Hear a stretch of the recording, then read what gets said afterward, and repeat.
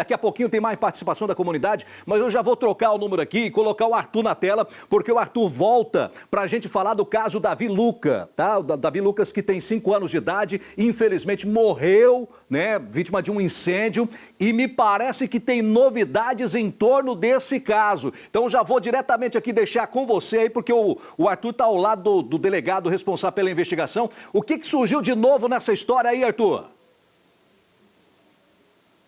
O Cláudio, é o seguinte, né? Após essa tragédia que aconteceu com essa criança, o Davi Lucas, de apenas 5 anos, e também quando ontem eu acabei repercutindo o caso, indo lá no local do fato, algumas informações chegaram. E em forma de denúncia também sigilosa, e isso foi compartilhado. Eu acabei repassando para o Dr. Nilson Farias, delegado aqui da Homicídios, algumas dessas informações. E agora há pouco, pela manhã, ele acabou de ouvir a mãe do Davi Lucas. Ela foi ouvida aqui na delegacia, já saiu, e ela chegou a falar o que para o senhor sobre aquele fato. Doutor, primeiro, bom dia e obrigado aí pela audiência também para falar desse assunto. Bom dia, ela foi ouvida aqui, ela sustentou a versão que ela havia dado para a imprensa, de que ela estava na residência e, de repente, teve uma explosão e ela caiu e não desmaiou, e uma pessoa, uma terceira pessoa, teria retirado ela do local, retirado a moto, mas não conseguiu retirar a criança.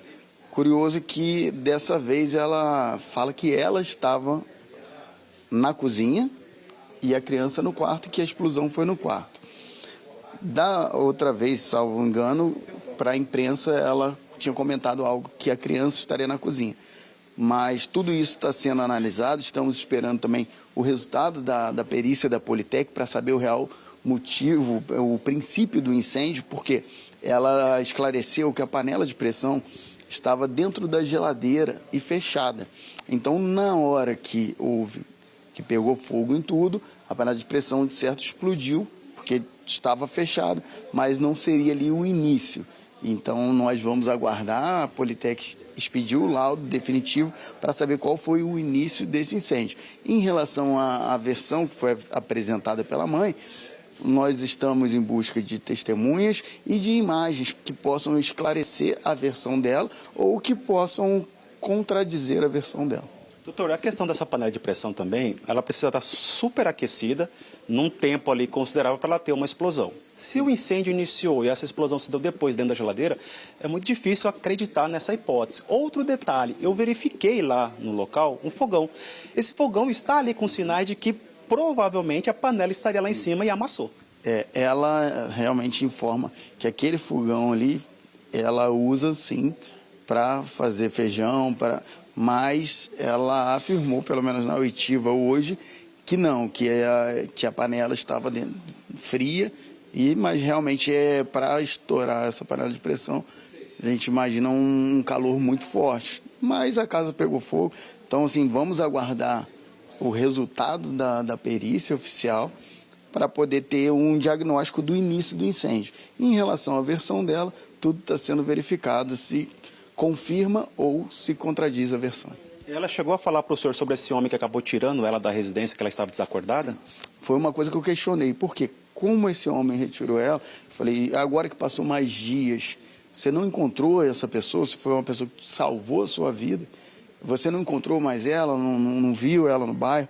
Ela afirmou que não, que nunca mais viu, que foi somente naquele momento em que esse homem puxa ela, salva ela, retira a motocicleta e não retira a criança. Então, essa é a versão sustentada pela mãe.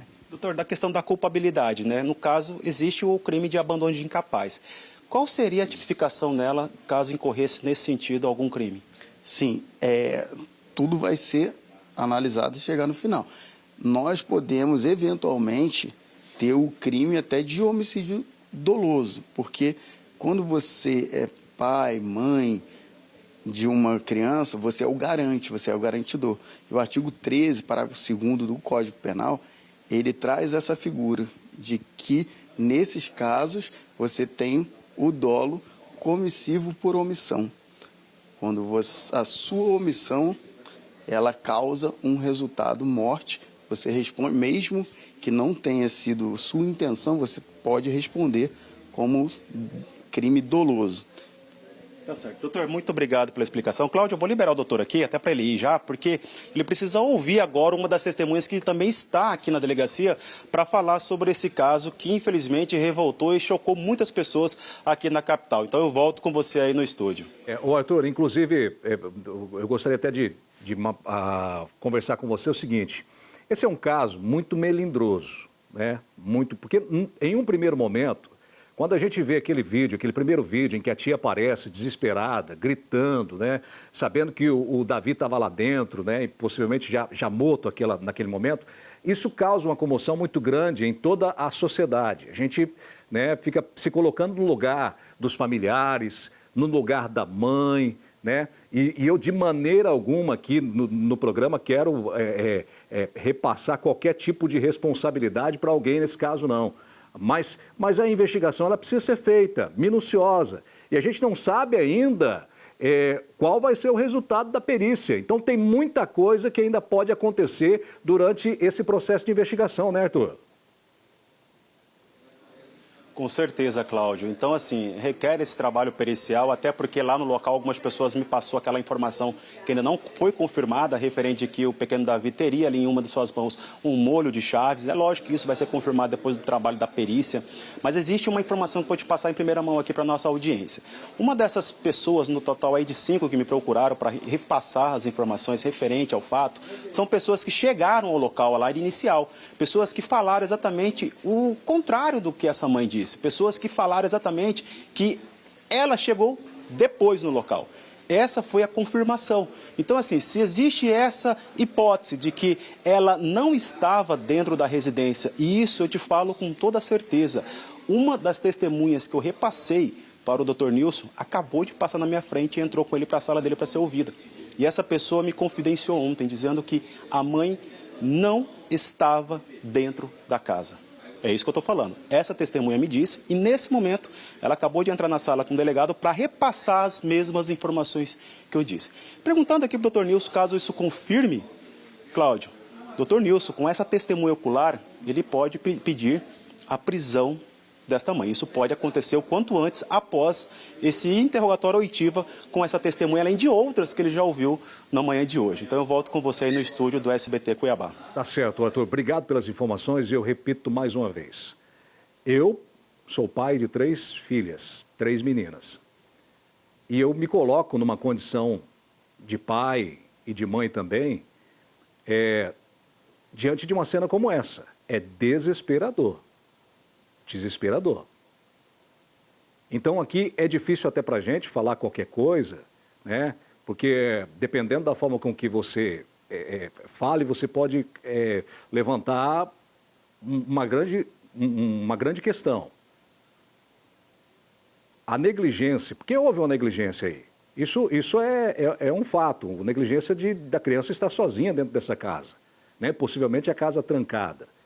Como a gente não tem argumento técnico, precisa aguardar aí o posicionamento da perícia, que vai trabalhar cada detalhe. A panela encontrada no local, o fogão, né, os estilhaços, para saber a origem de onde tudo começou.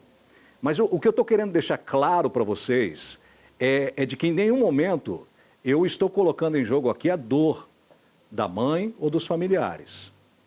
Nenhum momento, nenhum momento.